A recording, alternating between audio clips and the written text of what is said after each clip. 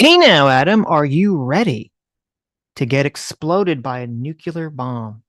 A nuclear bomb or a A, n- nuclear bomb? a nuclear, okay? In the words of George W. Bush, our greatest president. Yeah, let's talk about this show. I went into the show with very, very low expectations, obviously, because you were already saying how terrible it was. So, Did I and say it was terrible? I said it was kind of mid, I thought. okay, well, I definitely I heard you some grumblings from hmm you. I mean, I Uh, hate everything, so that's fair, I guess. it is true, yeah. Word on the street is you have to be an avid, you have to watch, you have to have played the video game to get it, and I found that to be completely untrue. Okay, interesting, Yeah, I interesting. All I right. went in with low expectations, and aside from kind of a lackluster ending and like a few plot holes, I generally liked it. I thought it was entertaining. Wow. Yeah, hmm it kept my attention. I think things that people looked at from a perspective of they played the video game and knew the lore behind it and thought, okay, well, people will not understand this world. I thought were kind of intriguing and created interest for me as someone who hasn't played the video game. I actually thought, look, I might play this video game. This seems like a fun adventure. So I am hmm curious, and did you play the video game, right? So you know how close it is to the original story in the game? Well, I've played this. There's like five. I've played Fallout 3 and New Vegas, so I played two of them, Okay. which are most people consider them to be like the best ones and like the main ones of the series. So Okay. So I guess we're going to watch the trailer here to give people who haven't seen it or don't know anything about it, who want to just listen to us talk about story structure and movies and conflict and all the interesting things about the series.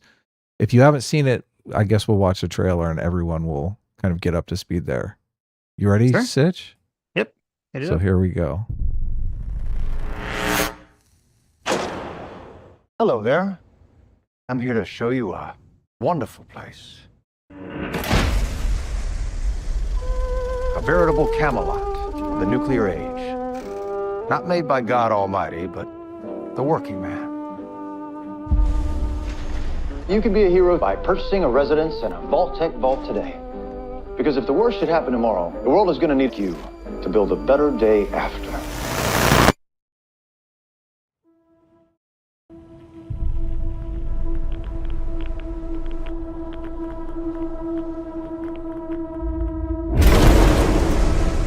The mission of the vaults should be important to everyone. To come up to the surface one day and restart civilization. Can you tell me what's happened in the last 200 years? Holy shit. You're an actual vault dweller. I am. I thought all you dipshits were dead. What you're doing is insane. I don't want to set the world It isn't like the vault out there. It's big. fire. I just want to start. I've had a rough week. Flaming Practically every person I've met up here has tried to kill me. I'm simply going to harvest your organs. in my You need to. That's kind of a big giveaway right there. I never watched the trailer going into it, so Mm-hmm. Go home. You come from a world of rules, of laws. You should not be alone. Why did you join the Brotherhood? To hurt the people who hurt me? People are going to come after you. Ain't much stage cleanup here, Volty.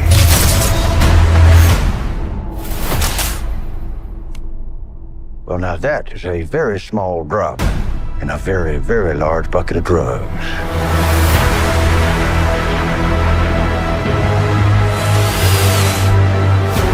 Look out at this wasteland. Looks like chaos, but there's always somebody behind the wheel.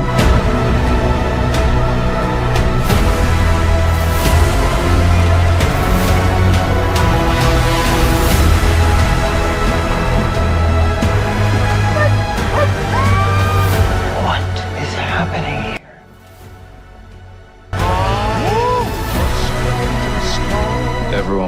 save the world. They disagree on how.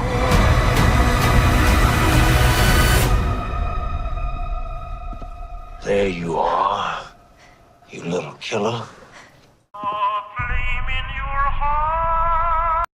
All right, there it is. So classic end of the world story. Mm-hmm.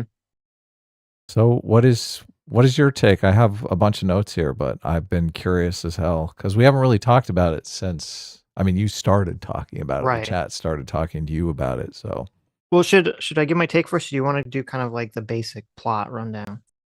we can do that if you want to do the plot. I have the episodes up too.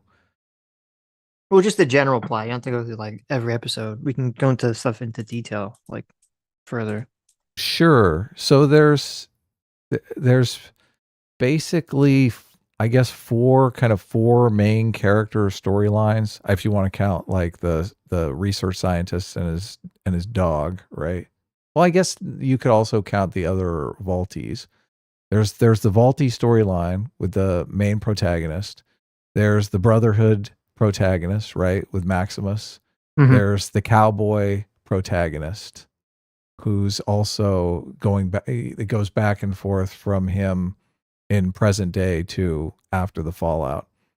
And then there is kind of the research scientist with his dog. Mm-hmm.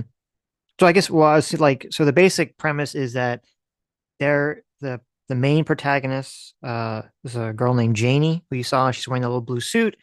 Basically, there was a nuclear holocaust at some point. I think it's in the year 2077, and a bunch of people were able to go into these underground vaults and live there, and they're kind of detached from all the horrible things that had gone on the surface. And she's lived in a very like 1950s, everyone's very trustworthy, everyone's very naive kind of society.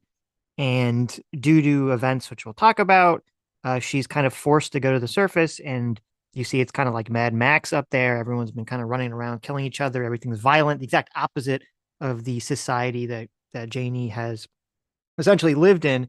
And she's trying to save her father, who's been kidnapped by a group of bandits. Right. So it's a classic plot. So it's a classic fish out of water story.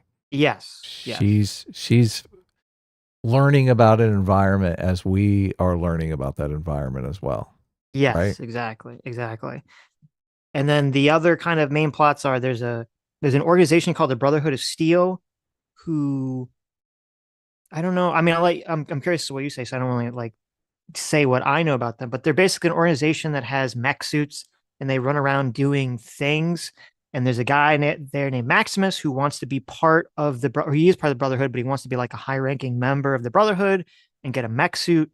And it's kind of about his trials and tribulations, where pretty early on, the guy that he works for, he's a squire for, who has a mech suit, essentially, well, he lets him die, let's say. Maximus lets him die, and he kind of like steals his identity and steals the mech suit. He's kind of involved in the journey there. And then there's the cowboy character named Howard, who is a ghoul, who's a kind of zombie character, who is a bounty hunter, essentially. And for most of the season, it seems like he's motivated purely just for profit, right? Is that fair to say? Yes, yeah. But they do like a twist thing at the end with him. Yeah, at the end, you find out that he has a different motivation. And then I guess the other plot line is sort of after Janie leaves her vault, her brother and some of her friends are still in the vault, and it kind of goes over the life of the people in the vault and this kind of a deeper conspiracy about what's going in the vault. Was everything actually as innocent and naive as was portrayed, or is there a deeper secret there?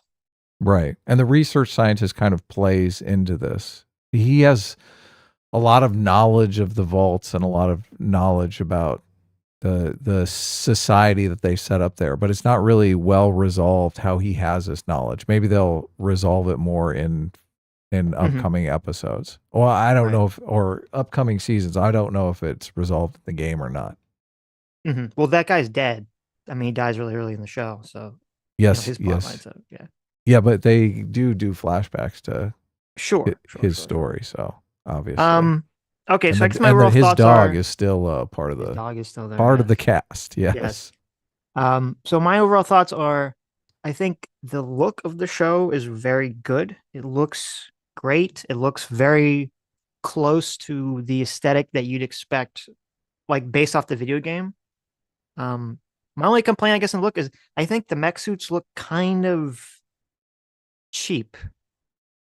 Like Right. I don't know, they look kind of too cheap to me. The big mech suits that the Brotherhood people wear. But overall, looks really good. Really matches the video game aesthetic. I think the acting was really good too. From everyone there, I didn't really have any complaints about any of the actors whatsoever. The guy who plays the Ghoul is probably going to be most people's favorite in terms of acting. He was very good. In terms of story, I don't know. It's weird. I actually, and that's why I'm curious to hear your take. I would have thought that if you didn't know what was going on, you'd be very confused about a lot of who these factions were, who these people were, what's motivating them, why is anyone doing what they're doing. So I'm kind of curious to hear about your take of that.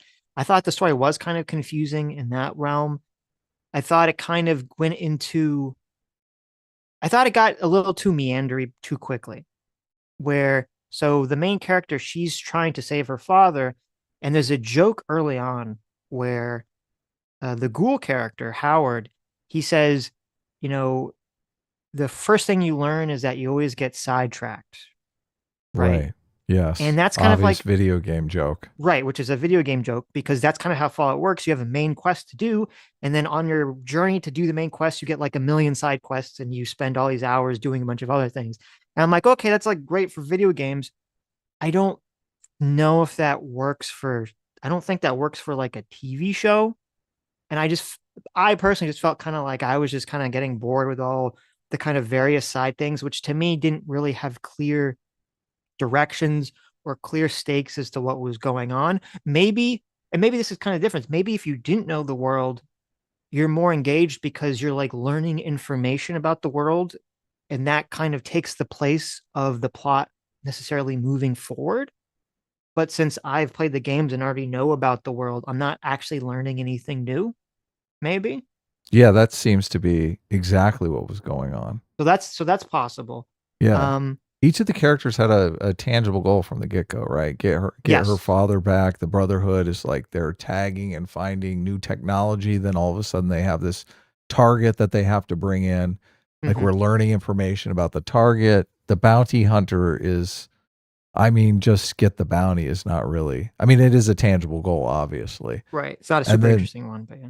Yeah, but that also the intrigue of what's going on in Vault 31 is obviously a giant hook for the show. Yes. And I mean, they do a good job of kind of bouncing around on storylines and giving you enough to move the plot forward on each of these storylines that you are interested, you are invested in, well, mostly you're invested in what the hell's going on in Vault 31. I mean, that was so for you, that was like the big me. hook was the mystery. Yes. Yeah. Interesting. The mystery of the Vault 31. Yeah. Which that I think is the biggest, that's the biggest reason why it's kind of meh over like great, because I was completely invested all the way through, but the ending is just, it's so lackluster. They set up Vault 31 as such a hook, and they don't do a good job of paying it off. And they have like, I know you complained about the communism thing, which I do think was sorely out of place. I kept wondering, like, was this script a lot more anti-capitalist? And then it went before a test screening. They were like, look, everyone hates your commie message. We got to take that shit out of here. Because they did a pretty good job of keeping that stuff to a minimum, and also, you know, you kind of debating a point of view more than just preaching to you about how bad capitalism is, which they could have done. So there is a bit of the capitalism versus communism in there that I don't think they paid off very well. What is your take? Well, I had the exact same feeling you have about the ending, which was one of my biggest complaints too. So if you never played Fallout, one of the themes there's a couple themes in Fallout. Usually it's like no faction is like 100% good. either factions are like kind of good or like evil. And so, or like kind of neutrally somewhere. There's one line I actually really liked in the show, which was when they said, when she's like, aren't the Brotherhood the good guys? And then like the two characters look at each other and like, it's a very complicated organization. That was actually like my favorite line because I'm like, that is like the perfect encapsulation of like a lot of Fallout. It's like, like I guess the Brotherhood's like kind of good, but not like, they're not like really good. Um, and we'll talk about the NCR, who kind of a lot of fans got mad because the NCR, who was the probably the most good faction in Fallout, in that area of the country in Fallout, was wiped out in kind of a very unceremoniously way in the TV show. But well, did they include all of the factions? Because look, they didn't play up the fact that these different characters were part of factions. I mean, you could see it with the Brotherhood. You didn't get the sense that ghouls were a faction. I guess intrinsically the Vaulties are kind of a faction. Did they miss any factions? Well, this TV show takes place in California. Right. And in Fallout, the factions depend on where in the country you are. And so the one that's the closest is Fallout New Vegas, which obviously takes place in Las Vegas. And at the end of the TV show, you see the ghoul character. He's arriving at what appears to be the ruins of New Vegas. Oh, it's okay. like it looks like New Vegas, but everything's like the lights are all off or something. And so the big factions in New Vegas were the NCR, which is the New California Republic, which were the people in the TV show that you don't actually see them, but their whole city got nuked by Vault Tech, right? Shady Sands? Yeah, Shady Sands. Yes, that's the New California Republic. They're kind of like the big main faction in New Vegas that was like mostly good, but they were like a big bureaucracy that had to, make hard decisions that would screw over some people, but for like the benefit of, everyone else, essentially. They were like a big faction, and they're obviously not in it. The big villainous faction wasn't in it from New Vegas, which was Caesar's Legion, which is a bunch of people who LARP as Roman legionnaires and are basically slave drivers and rapists and horrible. They weren't in it. Obviously, the guy who runs New Vegas wasn't in it, but that's fine because it takes place in California, even though New Vegas looks to be wiped out. You did have the Brotherhood of Steel, which is a big faction, and you had the Enclave, which is another big faction in Fallout. So, what is the Enclave? The Enclave were the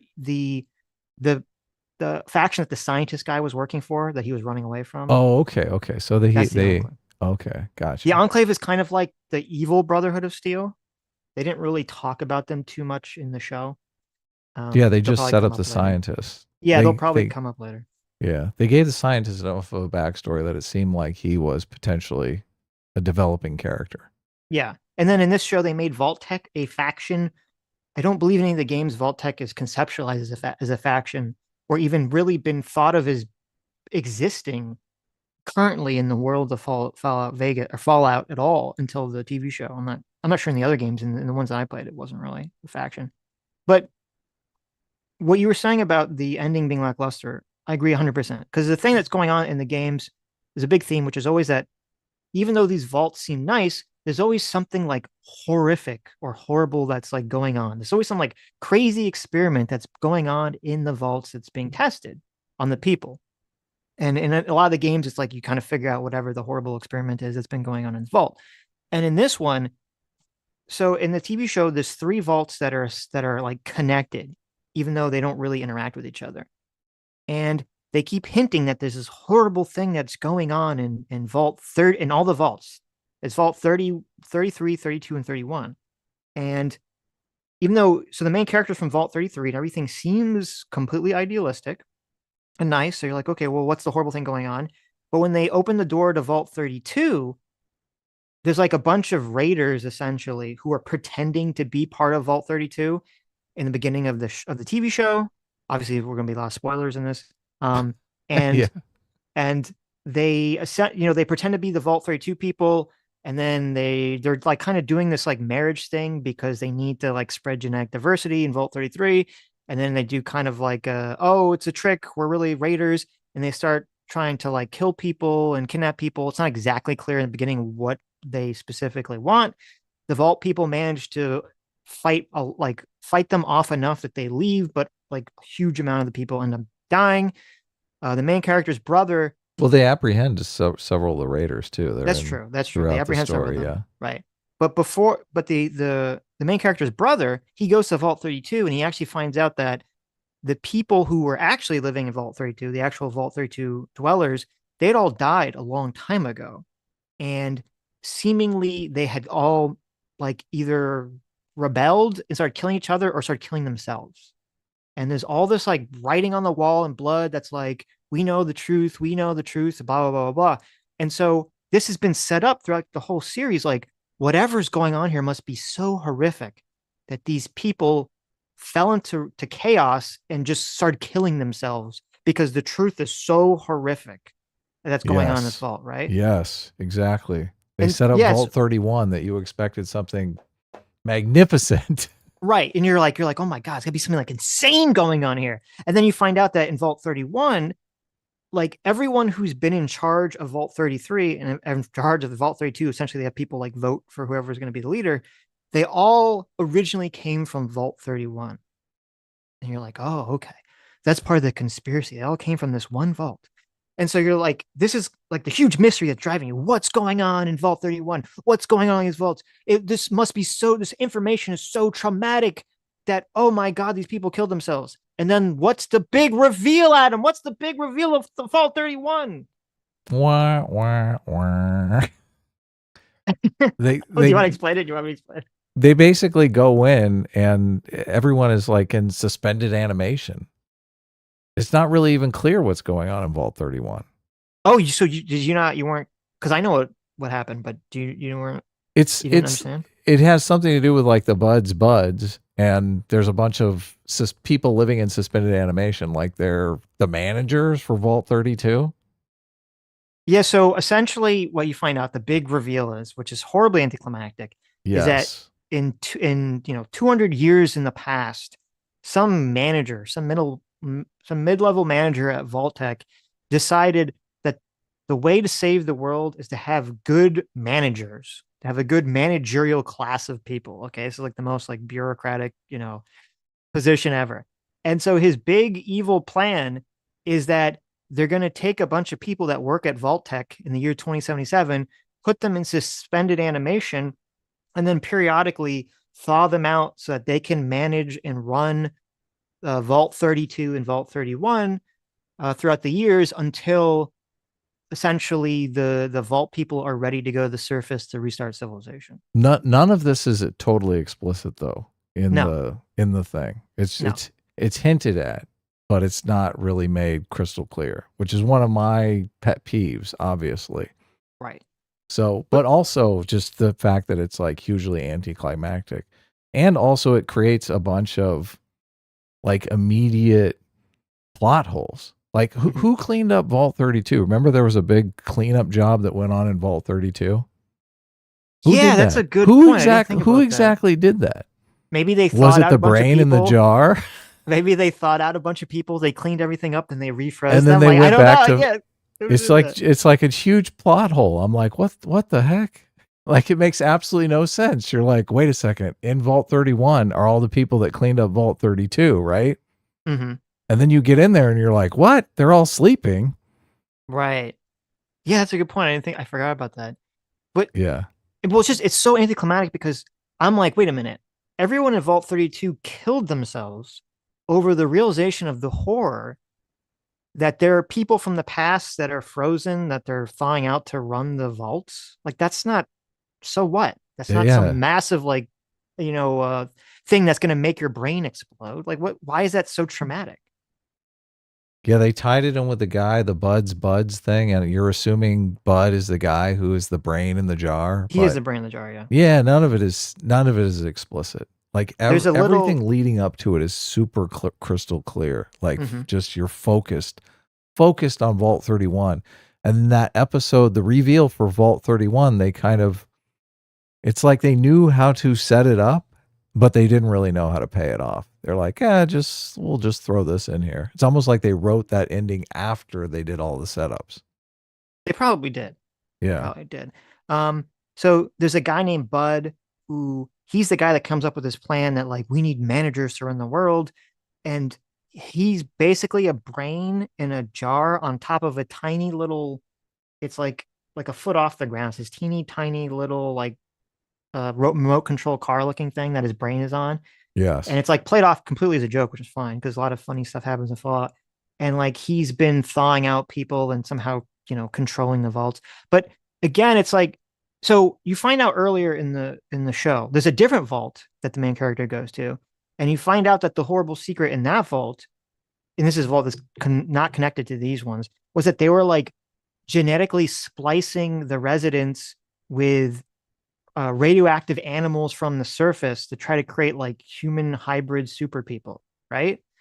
And I'm like, Yes. oh wow, that's like fucked up. So then you say, oh, that's really fucked up and horrible. But then you compare that to the main vault, the big evil thing is that they're run by managers from 200 years ago. Yeah. Cryogenically frozen. So that I don't know. So I agree with this. Completely anticlimactic. There's a weird thing too, and this is what when I tweeted out about this. I said I didn't expect the end of Fallout to go like full communist, which is that in the games it's not, I don't know how explicit it is, but it's always kind of implied or hinted or seemed to be the case that China is the country that started the Great War. So like there's the backstory is that America and China are in this big war. It's, America versus, communist China, and communist China set off some kind of nuke that, starts all the nuclear war and basically destroys the planet. That's kind of been like the way the backstory seemed to be framed. But then we learn in this TV show, which is supposed to be canon, that actually what happened in the dumbest concept ever is that Vault-Tec, the company that built all the vaults, they decided that in order to ensure that they would corner the market as evil capitalists on people buying and using vaults, they themselves would actually be the ones that start the nuclear war and destroy the planet. Right. Yeah. And that makes no sense whatsoever. That's not how capitalism works. Capitalism does not work by saying, hey, let's kill all of our customers so no one can buy our products anymore. That's the exact opposite of what capitalism would ever want. It made absolutely no sense. And it bothered me because they specifically tied into capitalism when they could have, first of all, having Vault-Tec be the bad guys, I think is like kind of stupid. But even if they wanted to do that, they wanted to have, oh, it's really Vault-Tec that did it. Like, you don't like, they can just be an evil company. They don't have to tie it specifically into the concept of capitalism, which is what they did for no reason in the show, as opposed to just being like, we're the evil Vault-Tec company and we think that the world sucks and that we can run it better, which is kind of what Bud was thinking. We can run it better, so we're gonna like blow up the world and then we're gonna start over, and Vault-Tec will be like, the corporate monarchy in the Mencius Moldbug world going forward in the future.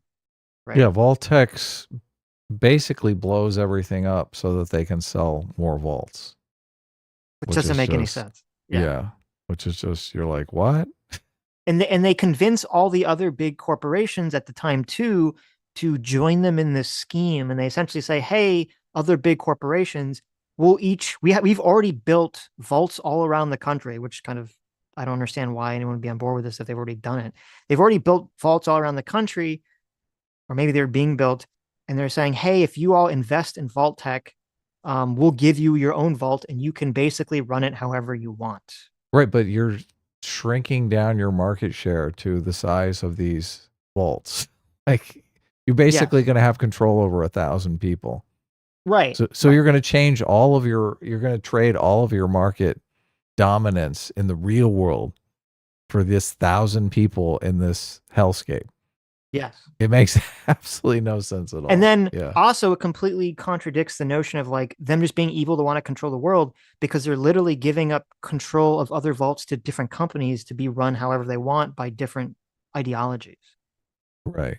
It makes no sense. The whole thing about Vault-Tec, it makes literally no sense whatsoever. And actually, I looked it up because I was very curious about this. Apparently, there was an old script for a Fallout movie that was written in like 1998 or something, that got shelved and never made. And it was leaked.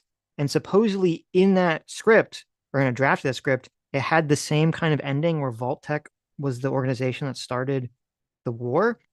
So I think maybe what happened and what often happens with properties like this is someone writes a script, it gets shelved, and when they eventually come back to it, they dust off the old script and they kind of use it like as the framework. And maybe that was the problem here, is that they had things from a 1998 script that didn't make sense anymore, that they just kind of wrote over, and it unfortunately kind of manifested in the TV show when it never should have. Right.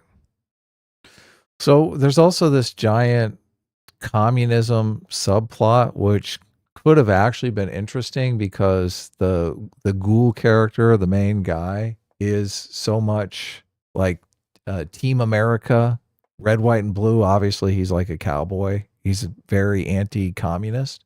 Well, let me pause for a second. So there's that ghoul character you saw in the trailer, and he actually lived before the nuclear war happened 200 Yes. years ago. Yeah. And so basically, they don't really explain it clearly, but he somehow survives. And because he becomes this like radiated ghoul thing, he essentially becomes immortal, seemingly becomes immortal, and can live like super long periods of time. And he used to be an actor before the war, and he used to be like super, you're saying he was super rah-rah America, pro-capitalism, blah, blah, blah. Yes. But now he's like all jaded and doesn't care about any of that stuff. Yeah, there's in his current life as a ghoul, he doesn't think a lot about communism or capitalism, right?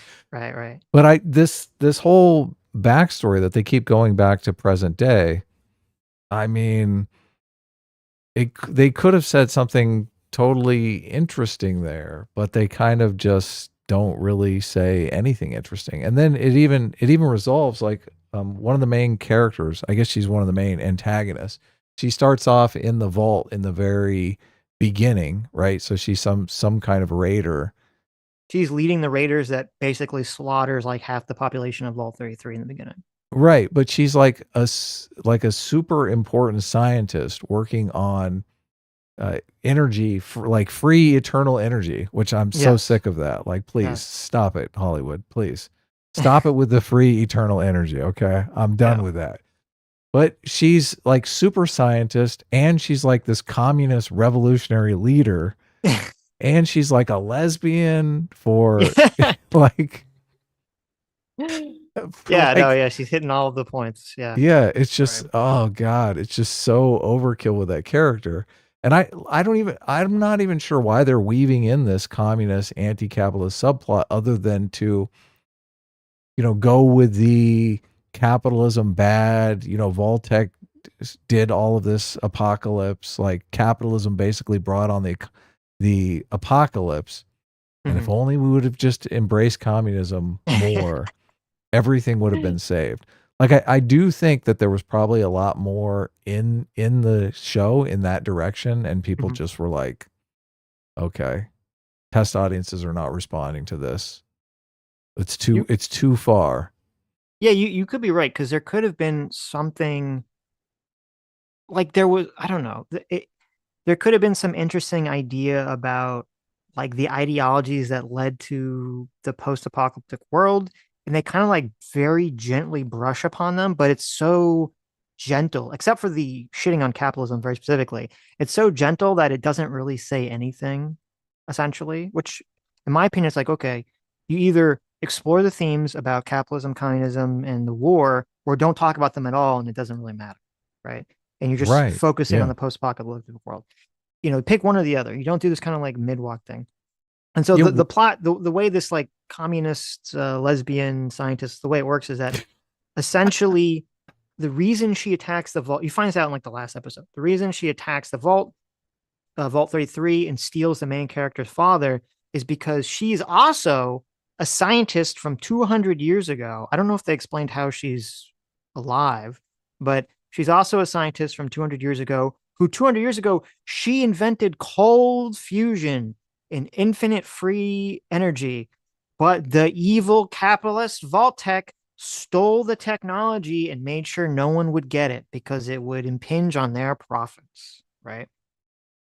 I'm sick of this concept because, like, can you imagine in the real world if a person invented free energy? Do you think the American government would be like, we're going to let ExxonMobil steal that technology and like not share it with anyone? Of course not. Not at Yeah, all. it's like it's Yeah. it's a completely ludicrous idea.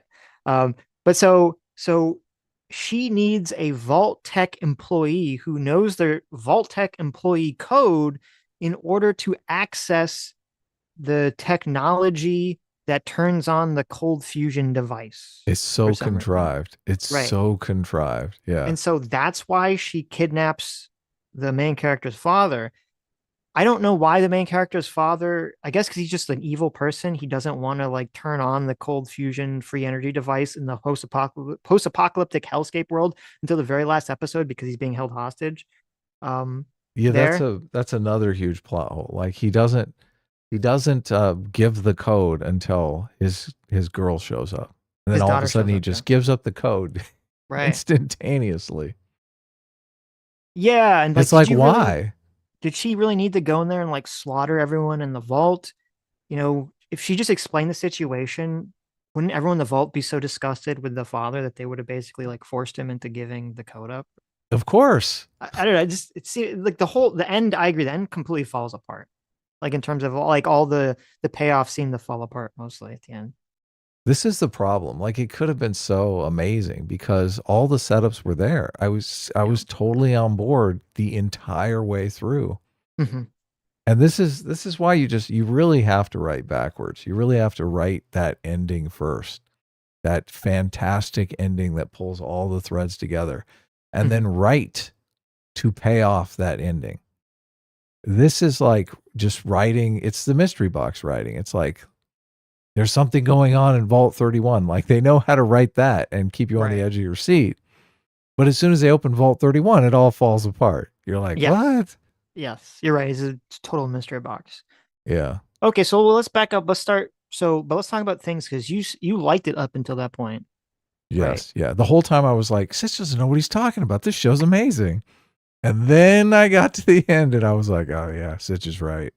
Well, but to be more critical of my own opinion, I mean, I was kind of bored of it for most of it going through it. I wasn't just like didn't like the ending. So let's talk about some other parts of it. So we had another big central character is this guy named Maximus, who is a child who was you find out that he was eventually a citizen of Shady Sands. That's what it's called, right? Yes, yeah. And like the whole city gets blown up, and you also find out that Vault Tech did it because they're evil, I guess. Maybe is that supposed to be why the people in the vault killed themselves? Because they found out that Vault Tech blew up the city, but they didn't blow up the city. They just found out that like a corporation did it. I don't know. It doesn't make any sense to me. That would have been better. That would have made it more explicit. Yeah, but then why would you kill yourself for like if you found out that you were living in a vault and that there were like a brain in a jar in a different vault who nuked the city? Why would you kill yourself because of that? Yeah, you'd revolt against the brain in the jar, especially since he's so easy to take. It's right, like, and then maybe he has robots or something. Maybe he killed them. Like that would have made more sense, right? If they found out he had that a robot nuked, army, that would have been amazing. Right, like if they found out that he nuked the city, so they tried to kill him, and then essentially he had to kill all of them because they found out the truth. Like that would have been more coherent. Right. Yes. I think it still would have been stupid, but at least it would have made sense, at least from the vault people killing themselves perspective. But so there's this kid named Maximus. So his whole city gets blown up. He somehow survives by Indiana Jones Staying being in a refrigerator. Yes. I don't know that that's how it works, but anyway. Right. And so if you're a fan of Fallout, you'd be very upset because essentially Vault-Tec has somehow, by destroying one city, killed the entire faction that is the New California Republic, which was one of the largest factions in the video game. They're all gone and dead. They don't exist anymore. And so when the city gets blown up, he sees a Brotherhood of Steel, who's one of those guys in the mech suits, basically rescues him. So he joins the Brotherhood with the goal of, becoming one of these paladin people. Now, I I had a problem with this character because I never sympathized with the character. He seemed like, here's my problem. I didn't find him likable. And this could just be personally, okay? I didn't find him likable because he was kind of an asshole, which is fine, but he was also kind of stupid. And I'm like, you could like make a character likable because like you agree with them morally, you know, kind of like the main character. She's like, even if she's not the smartest person, she's naive. She's like, you know, on the right side of things. She's a moral character, so you kind of feel for her, you empathize with her. Or you can make a character kind of an asshole, but he's like clever and smart. You know, kind of have like the Walter White character who's doing morally dubious things, but he's doing them in a clever way. So it's kind of interesting. I can't stand personally when you have a character who's morally dubious, kind of an asshole, but also kind of stupid. Because then I'm like, well, there's nothing for me to grab onto then and like this character. Yeah, he was the character that had the most problems with that likability, empathizing with, relatableness, like all the things they say to make your characters. Yeah, he had difficulties there. This like so this Maximus character, he's going to be a squire, they call it, for one of the mech suit guys. This is going to be like on his journey to getting a mech suit. And the guy whose mech suit it is, whose name's Titus, is like a huge asshole to him, which is good, you know. So you want to have like, oh, you know, so you feel more empathetic to Maximus, and but the Titus guy who has the mech suit is like horribly incompetent, and he essentially is going to die because they fight a bear and lose, which is pretty pathetic, but okay. They fight a bear and lose, and Titus is going to die, and and Titus, because he's an idiot as well, he's going to blame Maximus for losing to the bear, even though Maximus had nothing to do with it. And so Maximus decides to just let him, he either kills him or lets him die. It's not really clear. They don't really show you exactly what happened. The guy wants some sort of medicine and he never gives him the medicine, but it's not explicit. They cut away, so you don't know. Yeah. Right. And then the next scene, you see Titus is gone and Maximus has basically taken the power armor for himself. And then it's like, so then the rest of the season, he has this idea that like, if he can recover the McGuffin that everyone's running for in the show, which we haven't even talked about yet, which I guess we should talk about, that the Brotherhood of Steel will forgive him for basically stealing the mech suit, which, number one, I'm kind of skeptical that would be the case.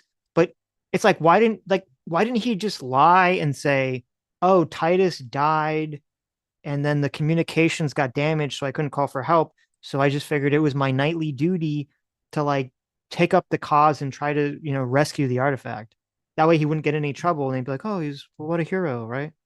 Yeah, that would interfere with the plot, though. Obviously, there'd be no. That's my problem. It's like I can't say. It's like there would be no conflict then, Sitch. There has to be conflict. He has the perfect, like, he's set up for the perfect lie, and then he doesn't do it because he's so stupid. And I'm like, no, you can stop it, Joe. Why are you doing this? The most interesting part of that character arc was just the fact that he was raised in squalor, had this huge rough life, and then he got tossed into one of those vaults and he had to make the big decision. Should I stay here in comfort or go back to my horrible life? That was the most interesting thing about that character arc, even though I mean, I agree with everything that you're saying. It was hard to, he was unrelatable because of all of these things that you're saying. Like, instead of taking the easy way out, he always made things more difficult for himself so that there would be more conflict in the story. Right. And it just seemed like not something a character should do. Well, and to be clear, not make things more difficult because they're moral. Make things more difficult because he was too dumb. Yeah, to see, stupidity. Like, the obvious path forward, essentially. Well, look, it's really for the writers. Okay, yes, he's doing these things so the writers can have conflict in their script. He just comes off as stupid. It's a difficulty for him. It's funny because actors induce stupidity. Yes. It's hard because a lot of times actors will speak up and say, "Do you really think my character would do this? Because, I mean, this seems idiotic."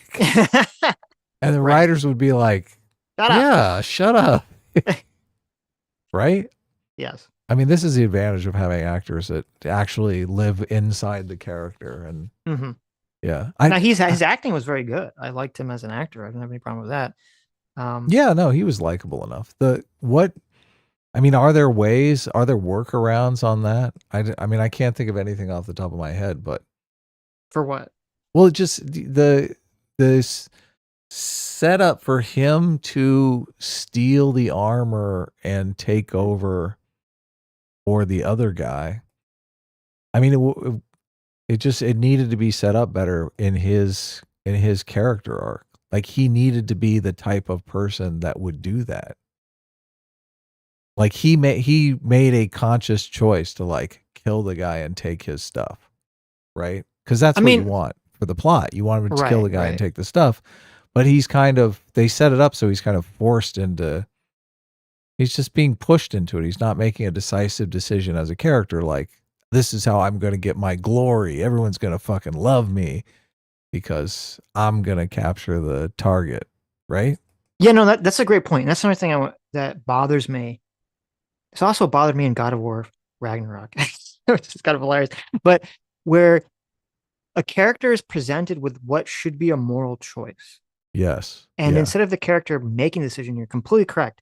They're forced into the decision because the writers think that you'll empathize. Like, the writers think that, okay, the writers want the character to make a decision, but they think if the character makes a decision on their own, you as an audience member will no longer empathize or like them. So they essentially write it so that the character is forced to make the decision, which takes away the agency of the character and makes the character less interesting and kind of, I don't know, it rubs me the wrong way. So kind of what you're saying is when Maximus goes with his mech suit friend and they are looking for the McGuffin and they get ambushed by the bear, and the guy in the mech suit, or the power armor, I should say, is going to die. That could have been the character moment where Maximus has to actually make a moral decision about, do I kill him / let him die and then take the power armor and kind of like achieve the things I want in life, or do I do like, quote, the right thing and I save his life? And they circumvent him actually having to make that moral decision because the guy in the power armor essentially says, oh, when we get back, I'm going to make sure that your life is a miserable hell because I'm going to blame you for the mission fucking up instead of taking responsibility myself. Yeah. Which takes away the moral quandary of the situation, because then you're like, well, then, like, you know, most people would just let him die at that point because the other guy's being evil at that point to you for no reason, to cover up his own mistake. In this world too, Maximus could have been a badass easily. Like, his ultimate goal could have been to steal the armor all along, and then that would add a whole different level of conflict to all of these scenes. Yeah, see, that could have been interesting. That's a great point. Because then he goes from being the bad guy to literally being the good guy by the end of the movie. Or the show, yeah. Yeah. By the end of the show, yeah. I like that. That would have been great if you have... It would have been, yeah. Like, they first present Maximus as this character, because they keep showing his flashback. They keep showing his flashback of, like, the little kid and the guy in the power armor lands. And so, like, that's kind of what makes him idealize and ingratiate with the Brotherhood of Steel, because he's saved by this guy. And how interesting would it have been if they show that flashback, and so, like, for the first couple episodes, you think that that's what's motivating him, but then you also show how once he's actually in the Brotherhood of Steel, it completely sucks. And it's like the people are assholes and they're not really like the morally good, virtuous heroes that he thought they were. And it completely destroys his worldview. I love this character, and I'm biased against this because this is the Jaime Lannister character who I love. Oh, yes. But it is totally. Like, the character who wants to be the hero, they get into the system, they find out the system is horrible. Over time, the system breaks them down and it makes them essentially become like a villain. And so you see, like, throughout the show, they kind of show flashbacks of Maximus at the Brotherhood of Steel, and you realize he loses complete faith in the Brotherhood of Steel. And then he's just like, fuck it, I'm just going to steal the power armor for myself. That was always kind of the goal, maybe. And then once he does, you're right. Then he ends up like interacting with the main character, and kind of like the main character, who's this idealistic, naive girl, reignites like that sense of like being a hero that was lost when he was younger, like so many years ago. Like, that would have been such a cool, like, it's character so much arc. better. Yeah. So he's just plotting to steal the armor and like be done with the Brotherhood. So everything he does with his own motivation. Yes, you're right. And then he has so much agency as a character, because it's like he's doing these actions. It's supposed to be just dragged along by the Brotherhood of Steel, essentially. Yeah. Yeah. And that That'd also so much would have, better. and it would have made his character, like, you could have written his character very smart and like doing smart things. and it would have made sense why he's like running away from the Brotherhood and doing all the things that he's doing. Like that. Oh, that's a great idea. That's a Yeah, perfect everything idea. would have fit perfectly. Yes. And that is the weakest storyline, just because of all the plot armor stupidity, like bad motivation. Mm-hmm. So the MacGuffin thing that we haven't actually talked about yet was that there's a scientist from an organization called the Enclave, which they don't really explain or talk about, who he gets this piece of ancient technology, which we only find out at the last episode is the magic cold fusion technology, infinite energy nonsense. But he gets it from the Enclave. Somehow they have it for some reason. He steals it and he's running away to give it for some reason, which I don't think they ever explained. He's running away to give it to the communist lesbian scientist lady, essentially. And he hides the technology. He puts it into some kind of like injection thing, and he injects it into his own neck in order to smuggle it out of the Enclave. In like the first or second episode, he's wounded so horribly that he's gonna die, and so they have the main character, the woman, the naive innocent woman, which I'm fine with this because it's kind of funny. She has to like cut his own head off in order to like deliver the head to the lesbian scientist so she can get her father back. So everyone in the show is kind of motivated by getting the MacGuffin, getting the cold fusion energy technology. Right. Yeah. And you're hoping she cuts it off in the right place, because I mean that you don't want to cut through the cold fusion. The cold fusion is like it's like in his neck, sort of. You're like, what? Yeah, make sure you cut like really like close to the collarbone so you don't actually accidentally hit the technology. Yeah. I kept waiting for it to like fall out on the ground. Yes. As they're trucking around with that head, right? Right. Right. And so that's why the Brotherhood wants it. So the Brotherhood wants it because they wanted the technology. Did they really ever explain what the motivation of the Brotherhood of Steel is in the show? I don't remember. They don't really know. Okay. And so it's not really clear how he becomes the target either. Yeah, it's not. Well, they just get random information somehow that they know that this Enclave scientist escaped and he has ancient technology. They don't know. At least they don't say. They don't know what it is. They just know it's some kind of powerful technology, I think. Right. Yes. So in Fallout, the Brotherhood of Steel's ideology essentially is that they want to scoop up any of the old world technology they can, because they think humans can't be trusted with it, because they blew themselves up in the past. And so they just want to hoard all the technology for themselves to keep it out of the hands of like the masses. That's really like their ideology. Interesting. That's not really clear in the show at all, but who cares? No. So that's why, it's not super important, but I guess it's a little important just to understand what's motivating everyone. But so that's why the Brotherhood's after it. The main character, Janie, is after it because she knows she needs to trade it with the lesbian scientist to get her father back. Yeah. The ghoul wants it just because he wants money, presumably. At least that's what we think for most of it. There's a bounty on the scientist, correct? Yes. Yeah. Well, there's a bounty on the scientist, which is really a bounty on the technology. Right. Right. It's also weird too because like the lesbian scientist lady, whenever they say her name, everyone goes, "Oh my God, she's a bloodthirsty, insane, psychopathic monster." Yeah, that's a huge plot hole too, isn't it? Yeah, they keep which makes in the beginning of the show makes sense because it seems like she's leading a bunch of raiders into a vault to just murder people, which seems like horrific. And so for the rest of the show, whenever her name gets brought up, everyone's like, "Oh, she's like a crazy psychopathic killer." So it's kind of weird that at the end of it, you find out, no, she's actually like a super innocent communist angel who wants to give everyone free energy. And you're like, yeah, what? The communist revolutionary. I guess. See, but that could have been, again, an interesting thing that they skipped out on, is to have her character actually was motivated by getting free energy. But since she feels like she's motivated by saving everyone, it justifies in her mind doing anything horrific to get to that point. They could never do that in today's Hollywood, Sitch. You don't think so? Make the communists openly flaunt that the ends justify the means, even if those means are horrifying. I know. But that would have been it. That would have been, again, it would have made her character interesting. It would have made the show more interesting. Something deeper going on in the show. Definitely. In terms of like the themes of what's going on here and what this character is doing and why she's doing it. And you have the moral question that people on the internet can debate. Is it justified for her to kill all these innocent people in order to basically bring free energy to everyone?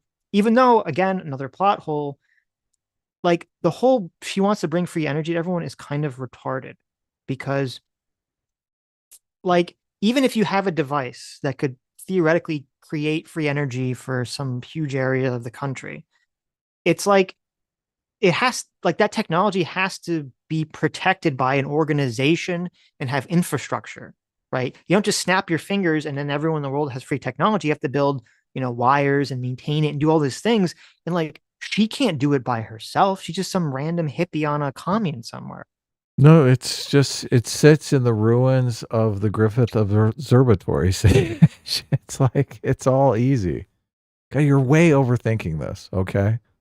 No, I'm just, but well, this is kind of why No, I was hold on. stupid. I agree with you. No, I know totally you're agree with joking. you. I know you're joking. But like, this is kind of why I was stupid that the NCR was gone. Because like part of like in like the real world, okay, in like a more realistic story, she would have had to team up with the NCR or the Brotherhood of Steel, though I don't know if the Brotherhood of Steel would have gone along with it.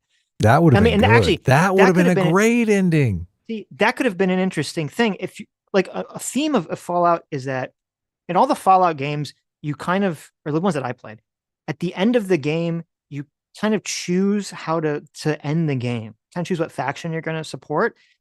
And it's not like there's like gooder endings and badder endings. It's not like a pure good ending because by helping one faction, you kind of hurt some other people essentially, even if you help like the good guys.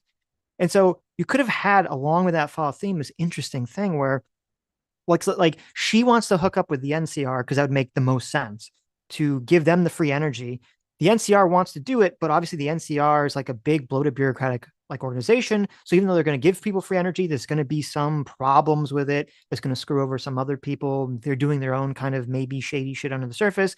And then the Brotherhood, who's kind of good, but also kind of not good, they're like attacking the NCR because they don't think the NCR can be trusted with the cold fusion technology. And maybe the NCR is also like trying to create weapons with it. So you're like, maybe the Brotherhood still has like a little bit of a point. And you can have like this like really complicated, interesting science fiction like plot about like morals and like who, what faction is going, like, what faction should you be supporting and what's actually going on here. But none of that happens, right? No. None of that's happening. We just have a hippie communist lady who's on a commune somewhere who has magic technology that's going to save the world somehow. Yeah. See, the ending just doesn't pay off. Yeah. That'd be good too, because the Brotherhood is suspicious of technology, like having to team up with them when they're like, you have to convince them that free energy is actually a good thing. They'd be like, no, that's a horrible idea. Yeah. Yeah. Fighting you every step of the way, but you need their infrastructure. Yes. Yeah. Right. But then have it so like whoever she does team up with, even if they're kind of good, they're also doing something kind of bad. Just so it's like the Brotherhood, you're like, well, maybe the brother is a point. Like, it's just, that's how I think Fallout stories should be structured. Everyone's kind of morally gray to an extent. Every good story should have moral dilemmas. I mean, that's what we're there for. So you're right. Not just the Fallout. Every story should have moral dilemmas. This story doesn't really have moral dilemmas, does it?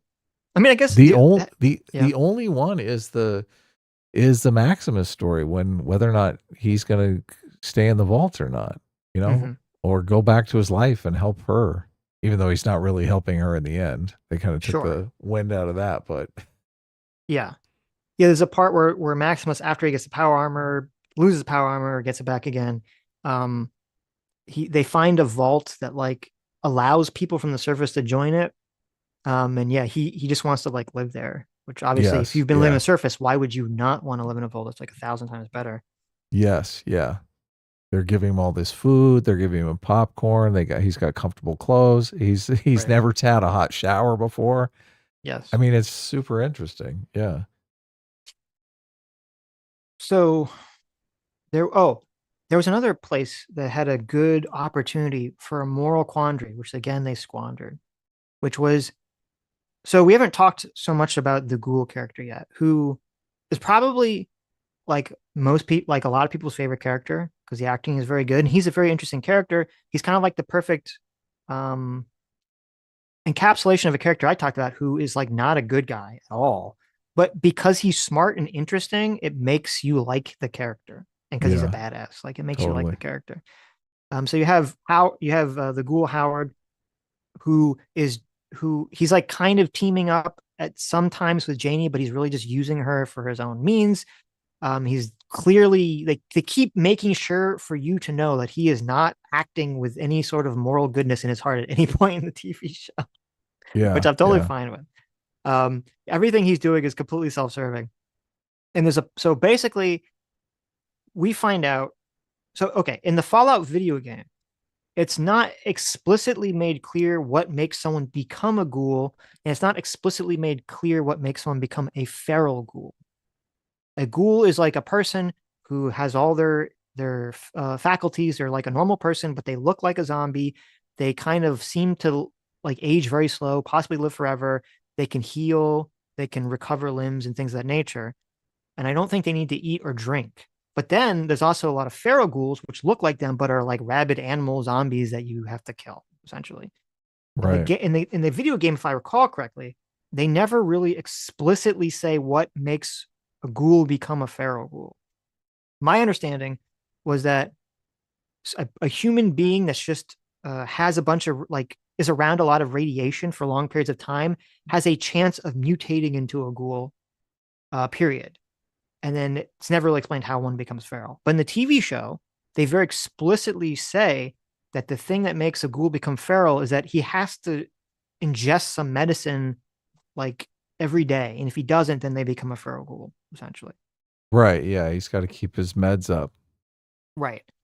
And so, which I don't know, it's kind of lame, but whatever. They needed it for the plot, I guess. So the girl Janie accidentally destroys all of his medicine through, we don't have to go, she basically, the ghoul uses her as bait against the monster because the monster ate the head with the technology in it. And then so when they're fighting the monster, all of his medicine gets destroyed, essentially. And so he takes her to get more medicine for himself before he can continue the bounty because he wants to make sure he doesn't become a feral ghoul. And so they walk to this building, and he's going to sell her into slavery to them to get money so that he can buy more medicine. Or rather, he's going to just buy the medicine from them directly by giving them a human being. Yeah, he trades them. Right. He trades the main character. And that's that scene in the trailer that you talked about that was kind of a spoiler where she goes into the building and there's the robot there and the robot seems really nice. And then he's going to harvest her organs. Right. Right. He fixes her finger first. Like she's lost. That's right. She gets her finger. Yeah. She gets her, the ghoul cuts her finger off. Right. Yes. Yeah. Right. And the robot replaces it. And then you think, oh, look, she's like a black person finger. I know. It's kind of funny. But doesn't the ghoul cuts off her finger and then I think sews her finger onto his hand, which is kind of cool. Yeah. Cause she cuts off his finger. I don't remember why. Right? I believe she bites his finger off. Oh, she bites his finger off? Okay, right. Yeah. And he cuts her finger off and then later on sews her finger onto his hand. Right. So he's walking around with her finger. Okay. Which I mean, that's kind of badass. Look, cool. I do like the ghoul character, and I kind of like the fact that they're using his backstory to kind of create interest in the character because you're like, wow, this guy's, all American team. Used to be a good guy. Yeah, exactly. A total good guy. So you're wondering, okay, what happened to this guy? Right. Yeah. And you're waiting. No, for I them agree. to And they have elaborate that on. They really make you feel empathetic to him in the past because it's like all the scenes are like him with his like little daughter. Yeah. She's super cute and all the stuff that's going on with them.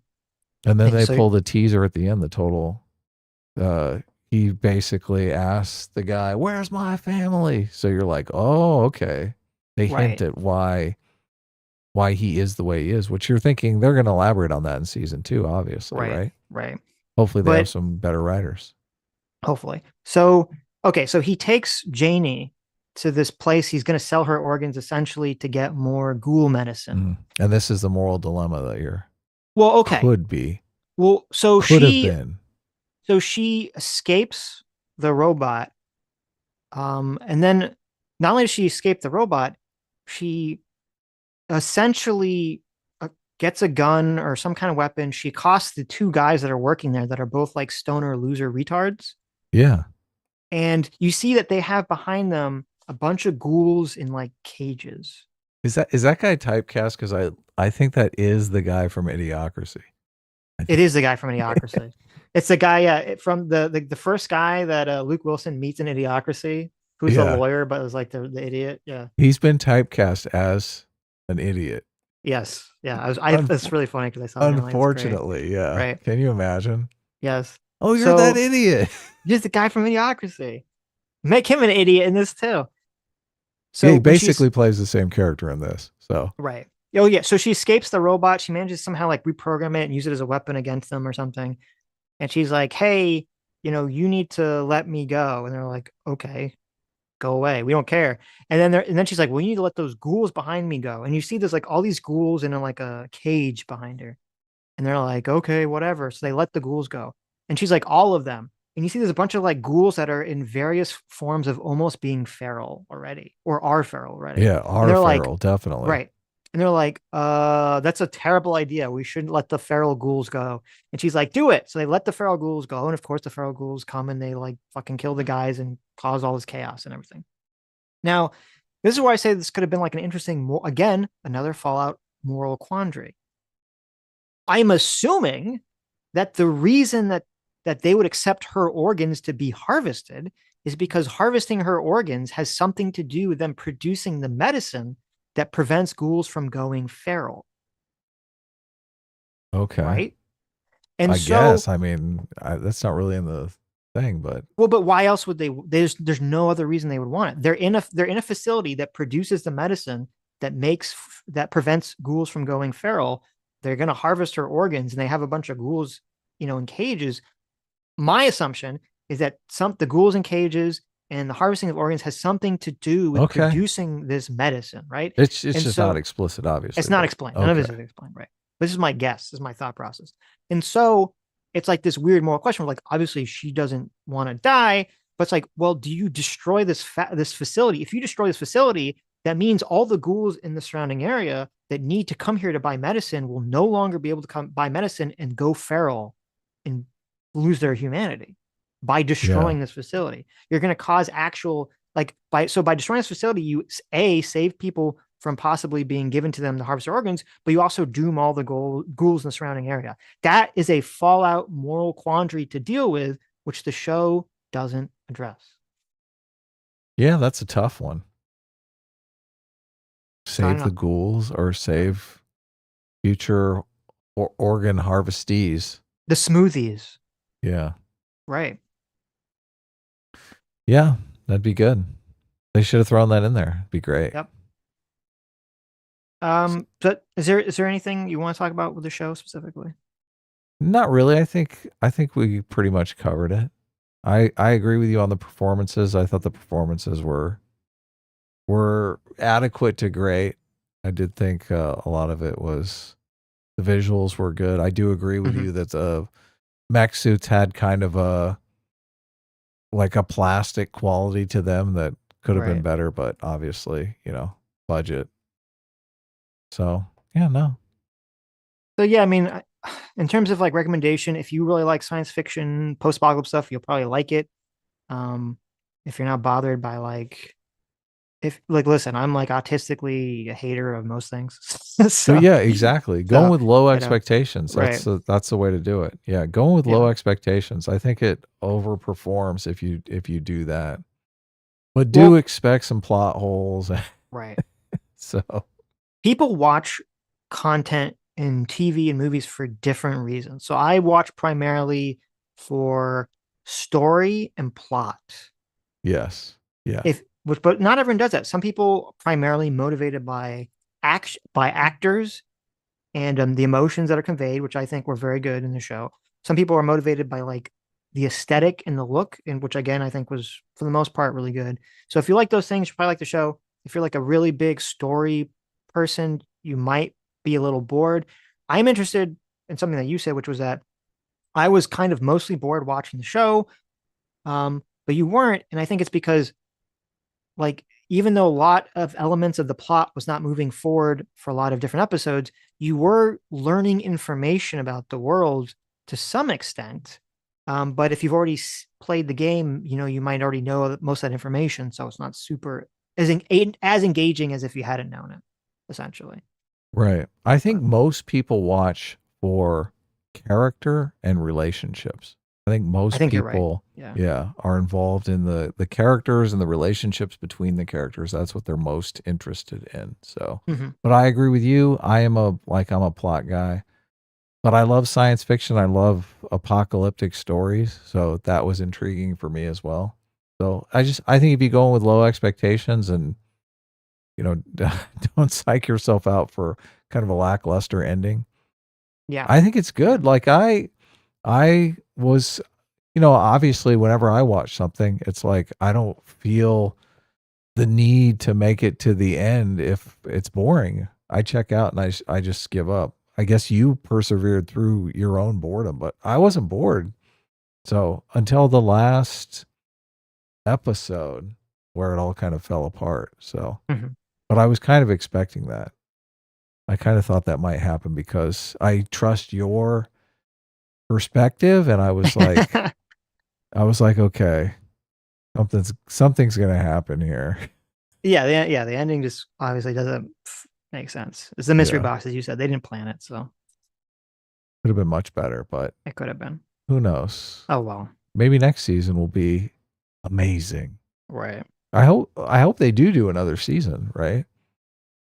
I mean, I think the show is done fairly well. So I would imagine they're going to do another season. Yeah. They've got some interesting characters to work with. So I guess we have some super chats. Yes. I mean, the show did very well. So it's obviously going to be season 2. It was better than Rings of Power. I mean, well, right? I mean, first of all, that's the incredibly low bar as possible. I know. But there is one other thing I guess I want to talk about before we supers, which is kind of, there's this weird thing I've noticed with people that create fiction and stories. There's like 2 types of creators. That's like the people who really love the characters in the world and are like very protective over it. Maybe too protective over it, right? Like, you can't change any part of my work whatsoever. Right. And then there's like the other creator who they create all like this like big worlds and characters that people love, but they're like, they don't give a fuck. They're just like so dismissive of their own characters and they don't really care. And they always look at their work as like, how can I utilize the characters in the world to cultivate conflict and emotion without really caring about like anything I've established up to this point? And like, I always kind of view the people that do the Avatar cartoon were essentially in that latter camp, because they do this thing. It's like a meme where people will flash forward, or they'll have like a sequel series that takes place in the future, and they destroy the legacy of all the old characters. So like in Korra, which was the sequel to Avatar: Last Airbender, all the Last Airbender kids essentially grew up to be like terrible parents and terrible adults, and you're like, that sucks, right? Like, why would you do that? And they did a lot of other stuff that kind of like ruined the lore going forward. And I feel like they did the same thing with Fallout TV show, because I believe this show was written by people that were involved in the video game. It wasn't just written by like random, people out in Hollywood. And it kind of hits the same thing, because they kind of crap all over the original lore in the Fallout video game by making it so China is not the bad guy that started the war, by kind of making it pro-communism, which Fallout never was, by having the NCR be destroyed. And now in season 2, it looks like they're going to have Fallout New Vegas, which is like the most popular, famous location in all of Fallout lore, is going to be seemingly destroyed or derelict. It just seems like these are kind of like a slap in the face to like longtime fans of the series, and they just don't care. They don't care, or they don't know. I think they just don't care. Yeah. I mean, I would never want to slap, especially fans of an IP that's the power of the IP, is the original fans. So if I was working on a project like this, I would appreciate if people would just set out like, here are some guidelines that are going to really need to be followed. Otherwise, fans will be disappointed. And as a writer, I mean, a lot of the challenges of writing are, operating within those constraints and still making something amazing, right? Sure. Yeah. I think a lot of times writers just they see the constraints as something that prohibits them from making something amazing. And that's just completely the wrong attitude. I think you're right. Yeah. They look at them as exactly, and they don't appreciate that when you're working with a property that has a fan base, people grow emotional attachments to elements of the story. And so you have to be careful if you're going to do very dramatic things like destroy a favorite location, kill off a big character, kill off a big faction that people have some, ideas about, especially when you do it like in a very willy-nilly like way, right? Like it's not like the NCR was lost heroically during the show in order to do something, right? It's like, oh no, like before the show even happens, they get destroyed by Vault-Tec in a very stupid reason for a very stupid way, right? Just to kind of like facilitate a plot point in the TV show. Yeah, that's a major mishap, but I'm not sure if they even, I don't know if the person knew that was happening. A lot of times they bring writers in because they're funny, they're smart, but they don't know the entire lore of some project. So you do kind of have to have someone that is familiar with the IP to come in and point out those landmines, right? Right. Yeah. Right. Metal Face Rose for $2 says Walter Goggins is me. His wife is Brianna Joy Grant. That's hilarious. Walter Goggins is the ghoul. The actor plays the ghoul, and his wife. It turns out that she's like evil, so that's pretty funny. Yeah. Yeah. Stuck for $5 says I haven't watched the show nor played any games. May I still listen to the stream? You may. Obviously. Yeah. Lucy Lumbug for 14 months says I was hoping for the big-eyed alien actress side by side for the thumbnail. Oh, maybe we'll change it. Terrible. Yeah. Lord Asperman for $5 says for everything I like about the show, I see something I hate. I find myself completely in the middle of discussion. Yeah, I mean, I can definitely see. I definitely can see people being in that position. I don't get super triggered like the who cleaned out Vault 32 thing being so obvious, like there's not anyone in Vault 31 to clean out Vault 32. Like that was a major cleanup job and they did it in like 24 hours. So, but stuff like that doesn't really trigger me. It's like, okay, they fucked up. Big deal. I just let it roll off. Right. Some people get super triggered by that. They're like, oh my God, this destroyed the entire thing. Well, for me, like my thought process on plot holes generally is that, like, obviously you should try to avoid all plot holes you can.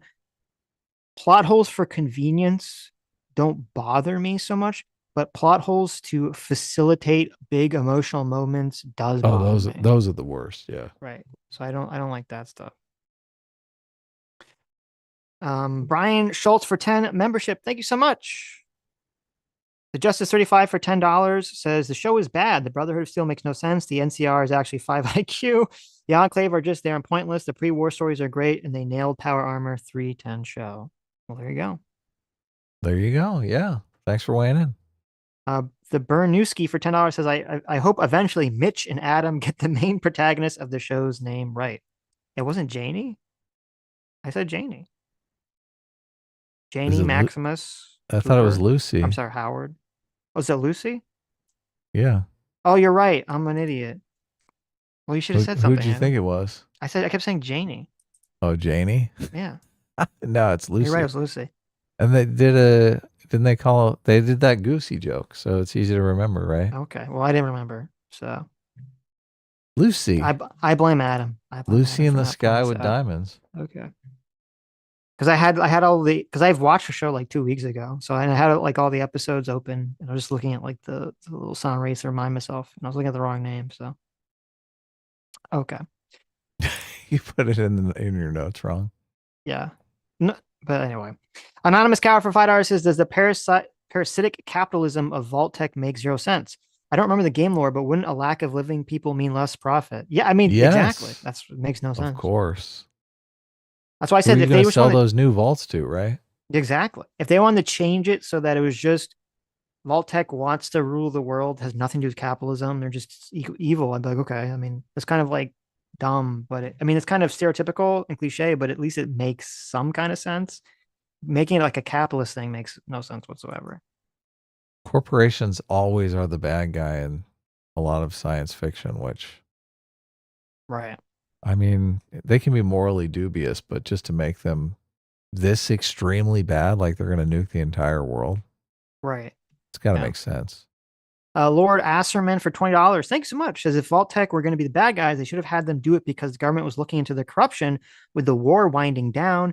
Fearing lost monopoly is more believable than the stupid reason we got. Yeah, I mean, that would have worked more. Or it could have been like, they could have had it like they did something accidentally, maybe that caused caused like a nuke to go off that made China think the war was starting.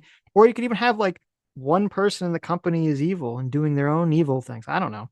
There's a lot of different things you could have done, which they didn't do in the TV show. Right. Yes. Yeah. Zero, thanks so much for joining the Free Will Seekers. Easy Pete for $5 says the show's awful if you want a grounded plot and characters. It's great if you want everything to feel like a video game. That's the disconnect, I think. I mean, that makes sense. It did feel like a video game, I guess, whatever that means. It did feel that way. So I think that's a good point. Zero for $5 says, how do I update my address for the comic? There is a place if you go into Indiegogo to change your address. So you can do it yourself on Indiegogo. I think you update your profile. Okay, nice. The Jack of Some Trades for 13 months says, in the words of Norm MacDonald, no offense, but it sounds like some fucking commie gobbledygook. Still, I enjoyed the show. 7 out of 10. S-Class is a team. There you go. Yeah. Titanium Dragoon Neo for $5 says, Brotherhood of Steel were originally army mutineers rebelling against the government right before the bombs hit. Enclave are the remnants of the U.S. shadow government. Oh, that's interesting. I didn't know that. There you go. That would be an interesting kind of thing to bring up too. ADL 1992 for $5 says that's actually not a bad description of how the world could end. I don't remember what you're specifically referring to, but I think Vault Tech blowing up the world to maintain a monopoly over its customers doesn't make any sense. TL1524 for $2 says they offed themselves because Vault 31 resources, because 31 resource starved 32. Is that true? I don't know. I don't think that was explained. Like, because when the brother goes to Vault 32, you see there's all these crops and they're all like dead, but they all look dead not because of like, they all look dead because they just never been harvested. Like they just allowed the crops to essentially grow and then wilt away. So I don't know. It was not clear to me what was going on. Or, they also could have done, which would have been more interesting, is that maybe there's like some experiment that the Vault 31 people, they do an experiment on Vault 32 essentially to like, I don't know, run society in some very specific way that they want to sort of mirror on the surface. And then when the experiment fails or ends, they basically kill everyone in Vault 32. And then Vault 33 exists as just like people to repopulate 32 going forward. Right? Like that could have been another like weird, cool twist or something. I wasn't really paying attention. I was trying to search for the how to update your Indiegogo. I put a link in the chat. How do I edit my shipping information? I found the support on Indiegogo. So if you click on the link, you can get it. Caleb for $5 says, I feel like they use capitalism to criticize revolution. I also feel like that, yes. Mike Cassandra for $5 says, I'm betting the season 2 plot twist will be the old black lady elected overseer in Vault 33 will be the ghoul's daughter seen in the opening of the first episode. Oh, how did I not see that? That's very possible, right? The ghoul's daughter. Oh, wow. Yeah, would the overseer in Vault 33 be the ghoul's daughter grown up? I mean, that's that could very, very, very possibly be a reveal. Yeah. They could have made that so much clearer that everyone in there was a manager at Vault Tech, and that could have completely played into future storylines. Well, I mean, they didn't make it super clear, but that's what it is, right? That's what they're gonna do. Yeah, yeah. So, what was did he ever say what the? I know the daughter's name was Janie, and but the black lady's name is Betty. I mean, I guess you could say he changed her name, but her father didn't change his name, so I don't know. It's possible that there'll be a reveal. They should have had We'll it. see. They should have had like massive amounts of technology protecting them too, because that is, I mean, they're like the elites of Vault Tech, right? Mm-hmm. Yeah. Well, oh, you mean in Vault 31? In Vault 31, yeah, exactly. You've got all the basically hierarchy of Vault Tech there. Right. Or are they just, nobody middle managers? Like the Kyle McLaughlin character is obviously not a nobody, right? Right. Yeah. Well, they only did that. You're right. It wouldn't make any sense. There should be like all sorts of robots in there protecting them. The only reason there wasn't was because they wanted to have the scene where They won the Lucy's joke brother, scene. Yeah. yeah, Lucy's brother goes into the vault and is just completely able to find out the big reveal like very easily, and it's like kind of funny, and that's why it didn't make any sense. But Yeah. Fondue for $2 says, "But have we considered that capitalism bad?" There you go. No, they should have had it so he found out the big reveal, and they had all this technology in there protecting all the Vault-Tec elites, but they welcomed him in because they were going to put him in one of the incubators. They're like, "You're going to be a manager. You're lucky in 200 years." Right? Mm-hmm. And then he's completely taken out of the equation. Mm-hmm. That would have been good. That would have been funny.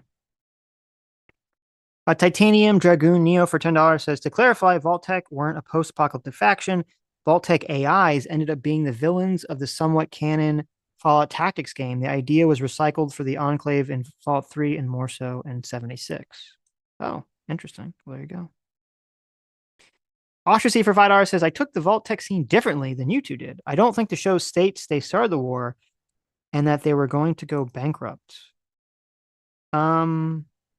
I don't know. To me, it seemed pretty clear that they were saying in the TV show that Vault-Tec was the one that started the war. And she even I says know a true monopoly. what she says it's a true monopoly. Right, They're creating a true monopoly. They had, I mean, I read a bunch of articles from like those nerd sites, and they all were saying this. They also interpreted the scene the same way, that the Vault-Tec started the war. And we know specifically that Vault-Tec blew up the NCR. So I don't know. I'd have to go back and look at it, but it seemed pretty clear to me that Vault-Tec was the ones that were responsible for the war. Though it also doesn't really make sense. Even that's kind of another plot hole. And I don't know, maybe they'll change it in season 2, because if Howard's wife was one of the bad guys, wouldn't she? I mean, she's the one. She knew. She's in the secret government or secret Vault-Tec meeting where they're talking about starting the war, right? Yeah. So why wasn't Howard and her daughter in a vault before the war starts? Yeah, that's completely unclear. Like his career is on the skids when the nukes drop. He's like planning a kids party, right? Yes. And it's like it's so bizarre because he's like basically on a horse with his daughter trying to outrun the mushroom clouds, and you're going, well, how's that gonna end? I mean, how's this guy even still alive, right? Well, I mean, to be fair, like it's like the nukes are dropped like far away. Like he's just seeing the mushroom cloud. No, like it's not like it's like on top of him. It's like miles away, Like he sees No below in way. LA a nuke go off. He's like on a mountaintop, looking down on it. Like, oh my God. Like It's so close though. Come on. I don't know. They show Okay. him like heading off down the country road and there's like a bomb goes off right next to him. Well, yeah, no, so then there's another one. Like, that's where the scene ends. It looks like it's significantly closer, and then Yeah. yeah, right. But then I assume that's why he became a ghoul, is that he somehow survived that, but became radiated enough that he became a ghoul or something. Right. Yeah. So. Well, where isn't that's his daughter on the horse with him, right? Or did he just grab some random kid? No, that's his daughter. That's his so daughter. Then she's not in Vault. She's not the leader of Vault 31 then. Because she got major radiated too. Presumably, it wouldn't make, but who knows how what's all right. They needed a scene, I think, at the end in the last episode when the flashbacks where it's like the mom is like, oh, we need to go in the vault, and he refuses, and she basically like takes the daughter and goes in the vault, and then the daughter like sneaks out somehow and goes with him, and says like, oh, I just want to do one last party with you or something, and that's when the bombs go out, right? Like you needed some kind of scene to explain that sequence, but yeah. Well, when he says "Where's my family," it kind of implies that his daughter and wife are together. He thinks that they're alive somewhere. Yeah. Yeah. In a vault, obviously. Or somewhere, yeah. But and here's the thing. Now, this is true from the original games, and I don't know if it's ever clearly explained. There's a weird thing in Fallout where like all the aesthetic is 1950s, even though it's like even though it's the year 2077 and they have like future technology. And it's weird because like even the TVs look like old 1950s TVs, even though they have like robots and shit. Right. And like advanced technology. And like the guy is using an old fashioned like camera. And they never really explain why that's the way that is. Because it looks cool from a production design perspective. Okay. From they never really explain it in the video game either. So I just thought like, oh, that's kind of weird.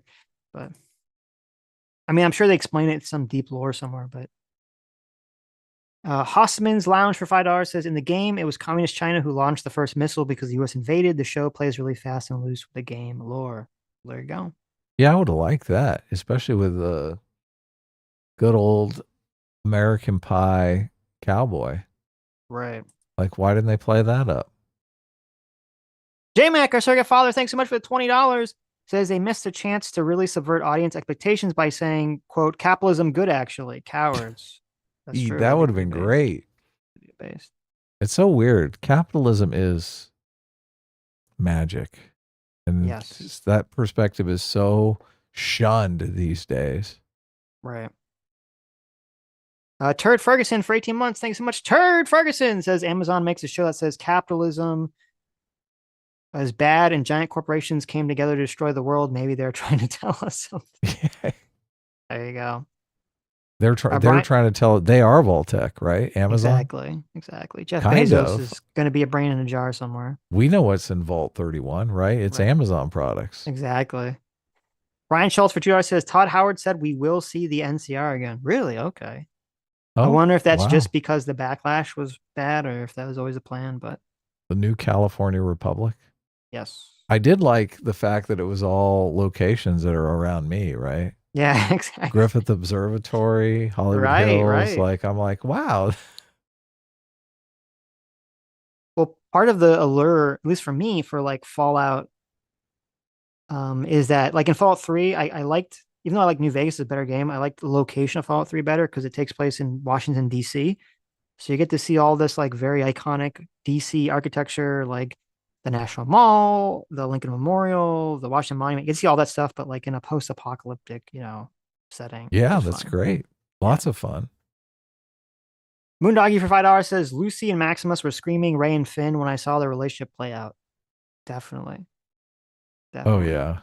Right. Florida Meth Gator for 17 months says, did you hear that Mahler is making a video about the Fallout show? I didn't, but I'm not surprised by that. That's great. Yeah. I'm curious what his take is. John Brown for $10 says, some people think Maximus might have the idiot savant perk. Yes. Maybe. Yeah. There's There's a perk in Fallout called Idiot Savant. So Oh, there is. That's a Fallout joke. Look at that. it's a Fallout joke. Yeah. Excellent. They did a joke in the beginning where like, when it showed Lucy's activities that she likes, they were all like abilities or perks from the video game, like the various activities that she was doing. Oh, that's A awesome. little video Yeah. game joke. Got a contention for $2 says Maximus' life is like Star Wars Finn, just dumb. Yeah, there's a lot of Finn energy there. I agree. BNTO95 for 2 months says American and Fallout has always been hyper capitalist to a fault, and Moldaver isn't a communist. It's a Red Scare labeling. It was kind of confusing because on one hand, she was like, the show definitely says capitalism bad.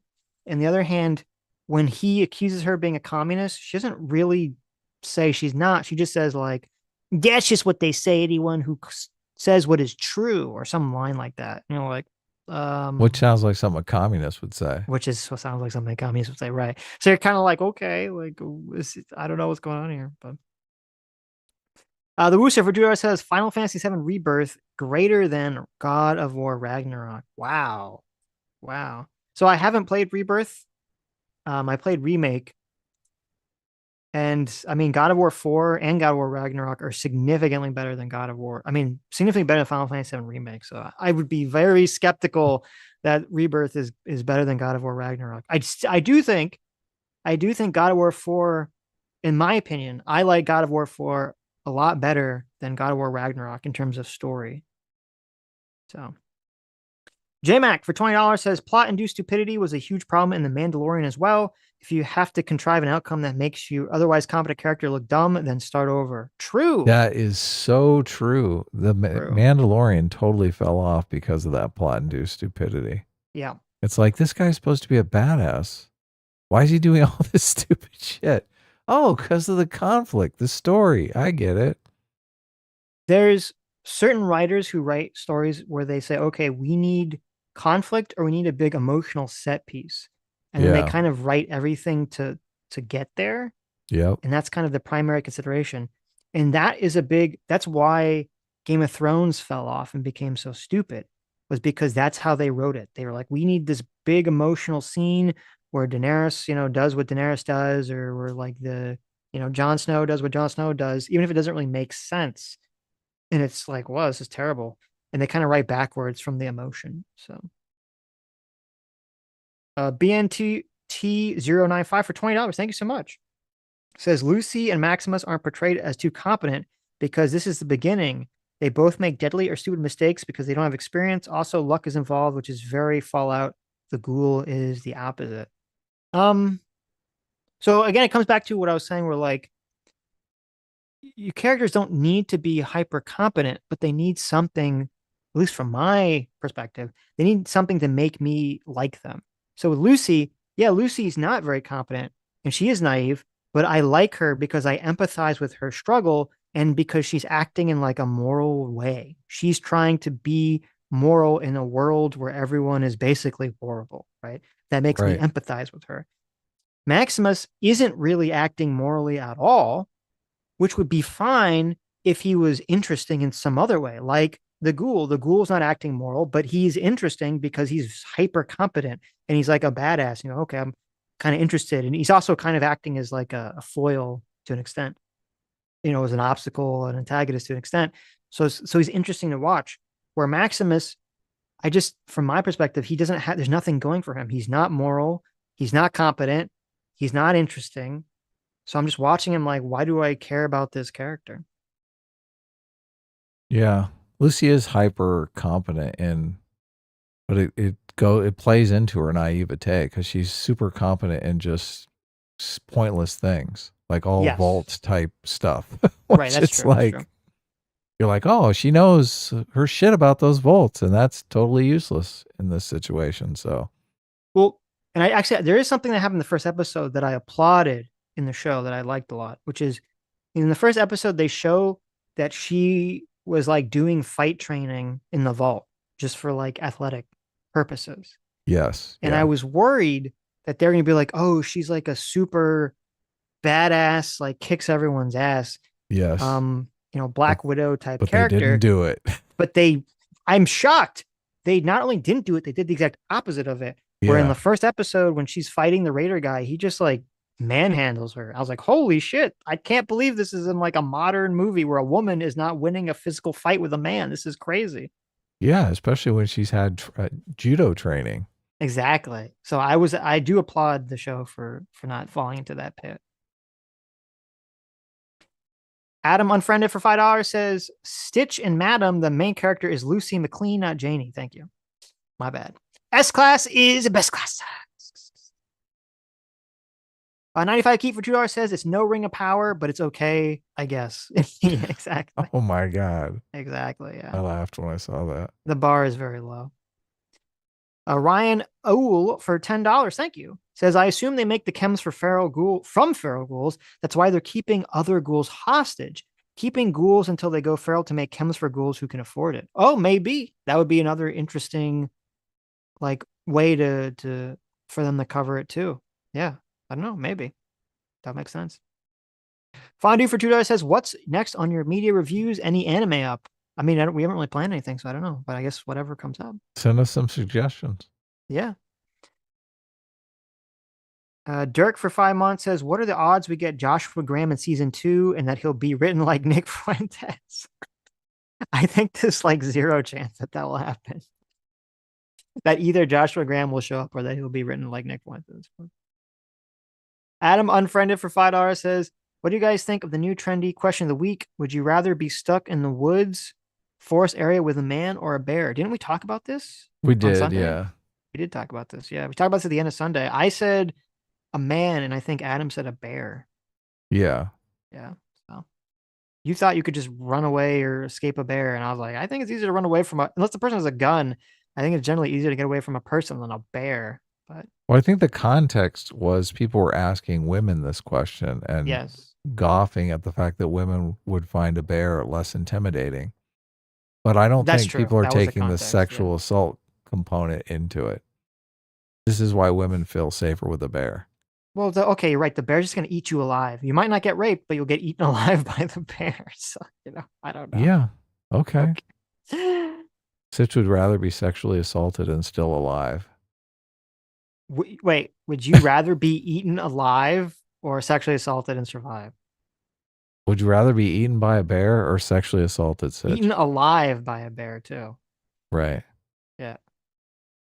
I'm going with the sexual assault. I hate to say it. I think a lot of people would go with the bear. Okay, not me. Yeah. Not me. I want to live another day. Okay. Okay. Slaberham Lincoln for $10. I know, hot take. Slaberham Lincoln for $10 says, it also makes no sense that the leadership vault is still sealed after 219 years.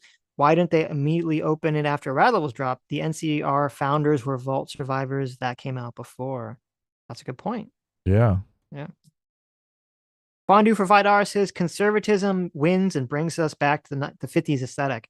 Yeah, I would understand if it was just like the visual 50s aesthetic, but it was more than that. It was like people were using literal garbage tier 1950s technology for no reason, which didn't really make sense to me. But